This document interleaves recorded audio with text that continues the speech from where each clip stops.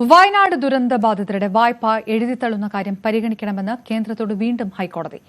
Covid കാലവും വയനാട്ടിലെ ദുരന്ത സാഹചര്യവും വ്യത്യസ്തമാണ്. വായ്പ എഴുതിത്തള്ളാൻ കേരള ബാങ്ക് തീരുമാനമെടുത്ത കാര്യവും ഹൈക്കോടതി പരാമർശിച്ചു. ആജ്ഞ രവീന്ദ്രൻ ചേരുന്നു. ഏത് തരത്തിലുള്ള നിർദ്ദേശമാണ് കേന്ദ്ര സർക്കാരിനോടൊപ്പം മറ്റെന്തെങ്കിലും വയനാട് ദുരന്തവുമായി ബന്ധപ്പെട്ട സഹായവുമായി ബന്ധപ്പെട്ട എന്തെങ്കിലും പരാമർശങ്ങൾ ഉണ്ടായിട്ടുണ്ടോ കോടതിയുടെ ഭാഗത്തുനിന്ന്?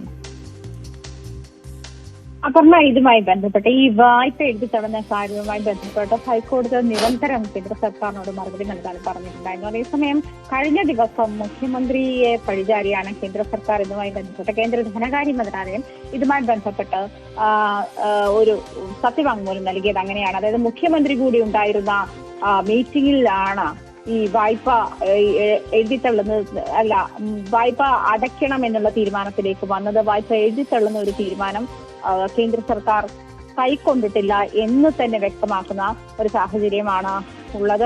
അതായത് പുതിയ വായ്പയായിട്ട്, നിലവിലുള്ള വായ്പയെ പുതിയ വായ്പയായിട്ട് പരിഗണിക്കാം. അതേസമയം ദുരന്ത ബാധിതരുടെ ജീവനോപാധി ഇല്ലാതായതാണ്. ഇത് കണ്ടില്ലെന്ന് നടിക്കാനാകില്ല എന്ന് തന്നെയാണ് കോടതി പറഞ്ഞത്. ലോണുകൾ എഴുതിത്തള്ളുന്നത് സർക്കാർ നയത്തിന്റെ ഭാഗമാണെന്നാണ് കേന്ദ്രം അതേസമയം കോടതിയിൽ മറുപടി നൽകിയത്. വായ്പ എഴുതിത്തള്ളാൻ കേരള ബാങ്ക് തീരുമാനമെടുത്തിട്ടുണ്ടെന്ന് ഹൈക്കോടതി അറിയിച്ചിട്ടുണ്ട്.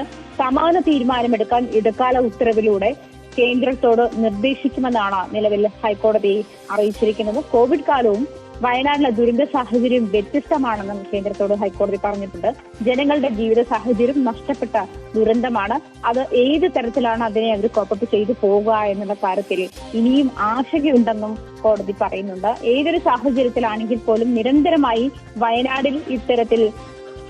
വയനാട്ടിലെ ജനങ്ങളുടെ ഈ ബാധ്യതകൾ എഴുതിത്തള്ളുന്ന സാഹചര്യത്തിൽ അവർക്ക് ഏത് തരത്തിൽ അതിനെ വായ്പ തിരിച്ചടവ് ഇങ്ങനെ കണ്ടെത്താനാകുമെന്നുള്ള കാര്യത്തിൽ ഇനിയും വ്യക്തതയില്ല.